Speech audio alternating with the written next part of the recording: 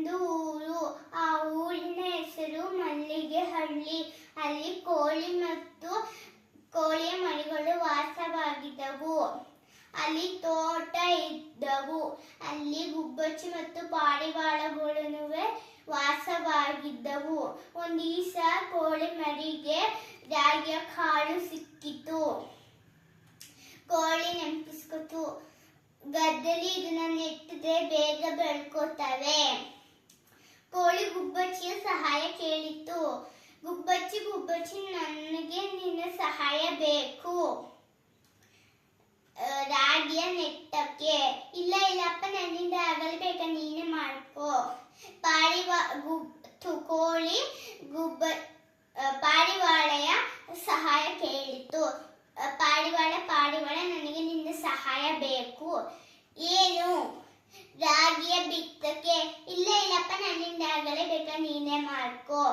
ಕೋಳಿ ತನ್ನ ಪರಿವಾಳಗಳ ಜೊತೆ ಕೂಡಿಕೊಂಡು ತನ್ನ ರಾಗಿಯನ್ನು ಬಿತ್ತಿದವು. ಸ್ವಲ್ಪ ದಿನ ಕಳೆದವು.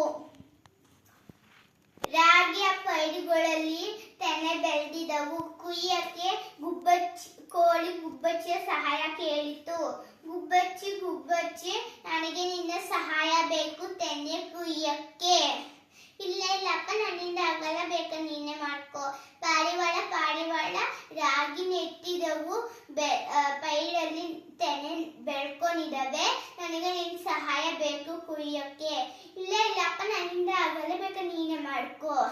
ಕೋಳಿ ತನ್ನ ಪರಿವಾರಗಳ ಜೊತೆ ಕೂಡಿಕೊಂಡು ರಾಗಿಯನ್ನು ಕುಯ್ದಿದವು. ರಾಗಿಯ ಮುಚ್ಚಿ ಸೈಡಲ್ಲಿ ಇಟ್ಟಿದವು.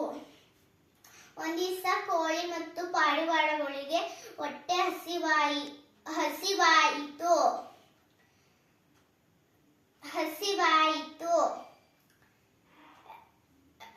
ಗುಬ್ಬಚ್ಚಿ ಮತ್ತು ಪಾರಿವಾಳ, ಅಕ್ಕ ತಿನ್ನಲು ರಾಗಿ ಕೊಡು. ಕೋಳಿ ಬಂದಿತ್ತು.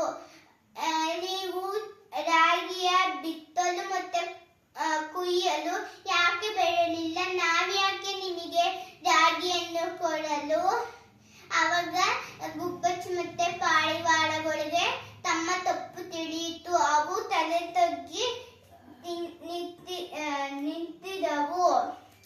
ಆಮೇಲೆ ಕೋಳಿಗೆ ಅಯ್ಯೋ ಪಾಪ ಅನ್ನಿಸಿತು. ಕೋಳಿ ರಾಗಿಯನ್ನು ಕೊಟ್ಟಿತು. ಅಷ್ಟೇ ಕಥೆ ಮುಗಿತು. ನನ್ನ ಮಗಳಾದ ತೇಜತೆಯ ಹೇಳಿದ ಕಥೆ ನಿಮಗೆ ಇಷ್ಟವಾದಲ್ಲಿ ಪ್ಲೀಸ್ ಶೇರ್ ಮಾಡಿ, ಸಬ್ಸ್ಕ್ರೈಬ್ ಮಾಡಿ ಮತ್ತು ಲೈಕ್ ಮಾಡಿ. Thank you.